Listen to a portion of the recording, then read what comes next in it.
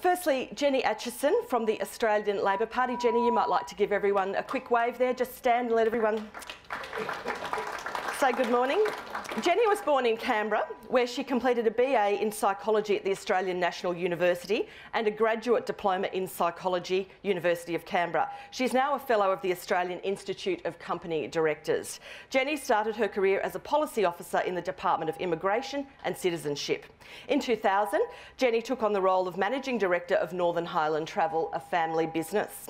Since taking on the role, she has expanded it into a multi-million-dollar tour operator, travel agency, including All Australian Journeys, Hello World Thornton and Woody's Cafe, and a conference centre. Jenny was the foundation president and now secretary of the women's network Hunter New South Wales. She served on the board of the Lower Hunter Enterprise Centre, and she was also appointed to the Joint Ministerial Council on Women in Local Government in 2010. Jenny also served as the inaugural Deputy Chair of the Coach and Charter Committee of the Australian Bus Industry Confederation and Deputy Chair of the Coach Branch of the New South Wales Bus and Coach Association. She's won many prestigious awards for her business and personally, including Lower Hunter Businesswoman of the Year. She was also nominated for the Telstra Businesswoman of the Year. Jenny has two teenage children, Joshua and Jessica, who she has raised in Maitland, and a mob of kangaroos. They are her substitute pets at her home in Thornton. She has travelled widely around Australia and overseas, enjoys reading and listening to music, and I dare say is an expert on taking a trip on a bus. Jenny, please join us.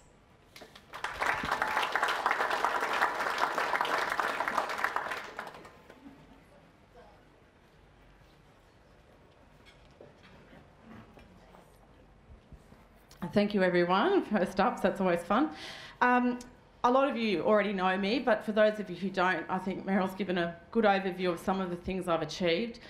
In terms of my commitment to Maitland and this community, it's about being somewhere where there's growth. And one of the things about growing up in Canberra is that at the time I was there, we were the baby boomers of the baby boomers. So we had infrastructure issues all through my childhood, and I understood what the impacts were of overcrowded schools, of trying to get healthcare, all those sorts of things. And I see that that's not the situation that I want for my family here in Maitland. As what I've done in terms of business and how I think that will help in my role as the member for Maitland, should I be lucky enough to be elected, is I guess that I have had an experience in a variety of different businesses. You know, there would be people out amongst you who are cafe, conference centre kind of owners, or you know, travel agents. We've had those come to the chamber quite a lot. And also, just in terms of bus operators, I know that CDC's been there and I've got a lot of experience in that background. They're all very distinct and different businesses. Some have lots of regulation, the bus industry has a lot.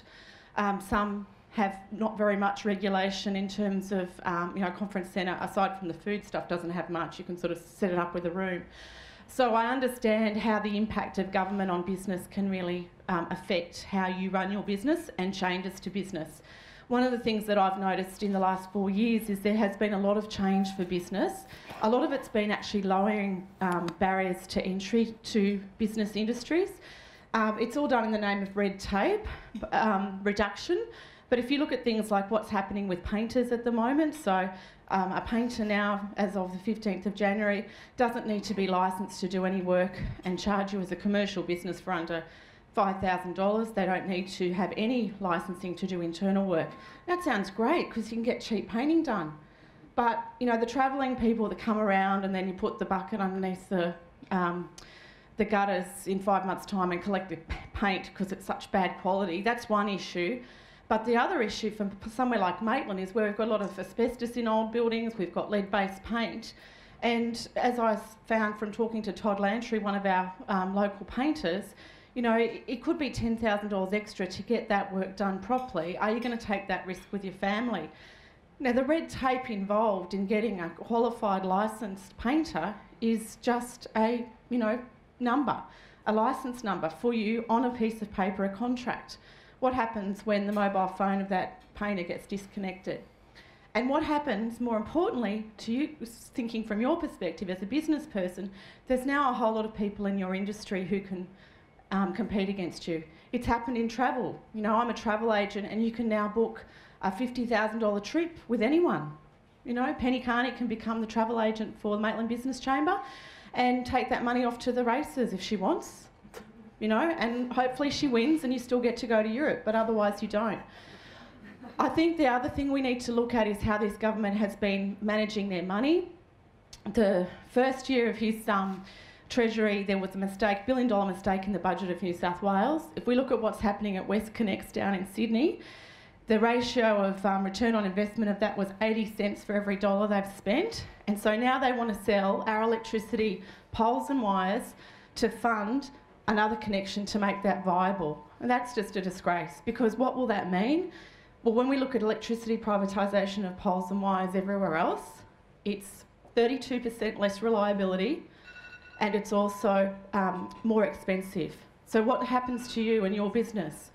The Liberals at the federal level haven't helped us with broadband. The NBN has just been a joke under their delivery. And now what's going to happen when your power's going out 32% of the time? And we're a regional area. Some people are waiting a week to get their phones fixed at the moment. How long could you do in your business without power? Those are some of the things that I think are really vital.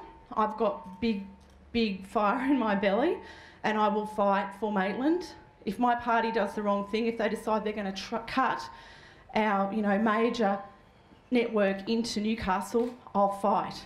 If they tell us they're going to deliver a hospital and then they say, and keep the existing one and then change their mind, I'll fight. And they're things I've been fighting for in the last 14 months of my candidacy, which I will continue to fight for.